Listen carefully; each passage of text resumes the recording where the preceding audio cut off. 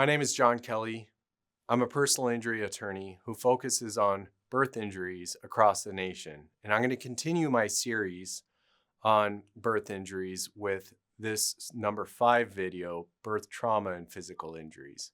I want to talk about skull fractures now. A baby's skull is soft and flexible, which helps it mold during birth.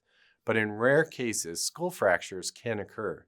This might happen with instrumental deliveries, like forceps or vacuum extractor use, or if there were extremely prolonged pressure on the head in a difficult birth.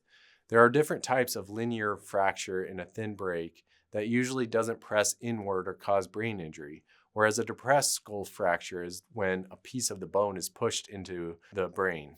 Depressed fractures are more concerning because they can bruise the brain tissue beneath. Newborn skull fractures are uncommon. Estimates vary, but one study found about 2.9 per 10,000 live births had a skull fracture, often minor. If a fracture is suspected, maybe the doctor feels an unusual ridge or the baby had trauma from the forceps, they'll do an exam and likely a skull x-ray or CT scan.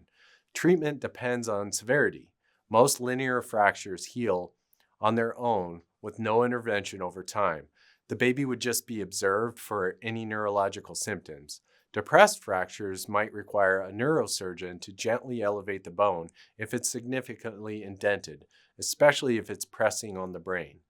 Sometimes even depressed ones can be left to self-correct if the depression is mild and there's no neurological effect.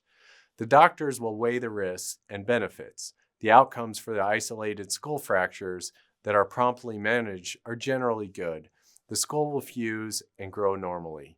The bigger issue is if there was any bleeding inside the skull. This is intracranial hemorrhage, accompanying the fracture. Newborns can have subdural hemorrhages or intercerebral hemorrhages from birth trauma. If significant, these may cause symptoms like seizures or require treatments such as medication or rarely surgery to relieve pressure. Each case is unique. Minor bleeds might resolve on their own.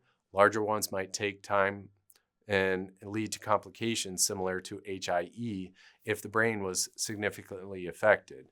The pediatric treatment team usually do head ultrasound or MRI if they suspect brain bleeding. If you have further questions about this, please feel free to reach out to me at Kelly Law Team. My name is John Kelly, and you can reach me at 602-283-4122.